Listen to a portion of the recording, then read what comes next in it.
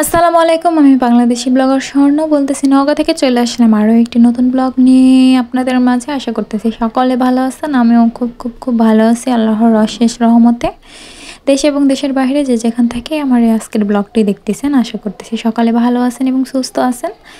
আর সকাল সকাল দেখেন, এদের আগে খাবার দিব, তারপরে আমাদের নাস্তা করতেছি। এখানে হচ্ছে গরুর দুধের দুধ চা, আর আমার হাজব্যান্ড তো দুধ চা খায় না, তো ও খায় হচ্ছে লাল চা। ওর জন্য করতেছে এই যে লাল চা। তো ওই যে বাসায় কেক বানাইছিলাম, ওটা দিয়ে আমরা চা দিয়ে হচ্ছে কেক দিয়ে খাচ্ছি। আর এই তো। আর আজকে বাসায় হচ্ছে আমার হাজব্যান্ড আছে দুপুর পর্যন্ত, ও যাবে দুপুরের পরে। তো ও আমাকে হচ্ছে রান্নাতে হেল্প করতেছে, সেটাই আপনাদের সাথে শেয়ার করতেছি যে কিভাবে আমাকে হেল্প করে রান্নাতে। তো এখানে এই যে দেখেন, ওকে ও আলু কাটছে, এক গাদা আলু কেটে নিছে। তো কি আর করবো, আমি বলতেছি তুমি তো হচ্ছে হাফ কেজি বা 1 কেজির মতো আলু কেটে নিছো, এতগুলো দিয়ে কি তরকারি করবো?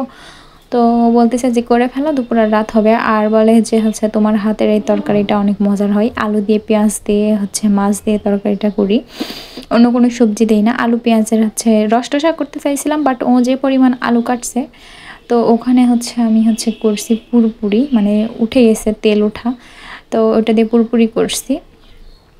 আর এই যে মাছ কষায় নেওয়ার পরে আপনারা যদি বড় মাছ হয় তাহলে উঠাই নেবেন, আর যদি ছোট মাছ হয় ওইটা দিয়ে মিক্সড করে হচ্ছে তরকারি ঢেলে দিয়ে কষাই নেবেন। আর বড় মাছ হলে ভেঙে যাওয়ার চান্স থাকে, যেহেতু হচ্ছে কষানোর টাইমে মাছটা সিদ্ধ হয়ে যায়, ঢাকনি দিয়ে ঢেকে রাখি কষানোর টাইমে, আর অনেকক্ষণ ধরে আমি মশলাটা কষাই।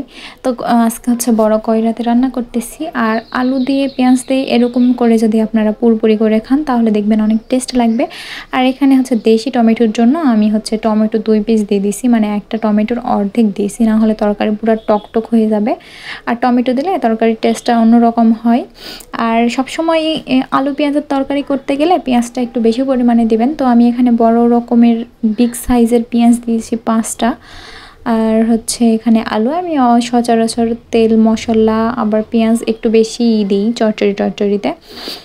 আর হচ্ছে যেহেতু দুপুরের জন্য তরকারি রান্না করতেছি, সেহেতু হচ্ছে একটু বেশি করেই নেওয়া হয়েছে দুপুর রাত খাওয়ার জন্য। তো এদিকে তরকারি হচ্ছে। আর এই যে দেখেন, আজকে গরমের জন্য ভিতরে কিছুতেই থাকতেছে না, শুধু বাইরে বের হয়ে আসতেছে। তো এখানে আমার বাসার সামনে যে আঙিনাটা আছে রুমের সামনে, ওখানে বসে থাকে এই যে তেলাপোকা দেখতেছে, মানে ককরোচ গ্যাং আর কি। এদিক দিয়ে আমি হচ্ছে থালা বাসন মাজিতেও পানি যায়, ওরা এখানে আসে এই যে এই হচ্ছে মানে যেটুকু খাবার থাকে ওটুকু খাওয়ার জন্য আসছে। আর ও এখানে বসে আছে সানসে, মানে আমার ভয়ে যে তেলাপোকা ধরতে পারতেছে না, না হলে এতক্ষণ উঠে যায় তেলাপোকা ধরতোই। আর হচ্ছে পেট ওর ভরা, ওই জন্য বসে থাকে দেখতেছে শুধু চোখ দিয়ে। আর এখানে এই যে আমার তরকারি কমপ্লিট, অনেক সুন্দর মতো মানে তেলগুলো উঠে আসছে। আর এই যে আমার দেশি মুরগিটা ডিম দেয়। তো যাই হোক, এই ছিল আজকের হচ্ছে মিনি ব্লগ। সবাই ভালো থাকবেন, আল্লাহ হাফেজ।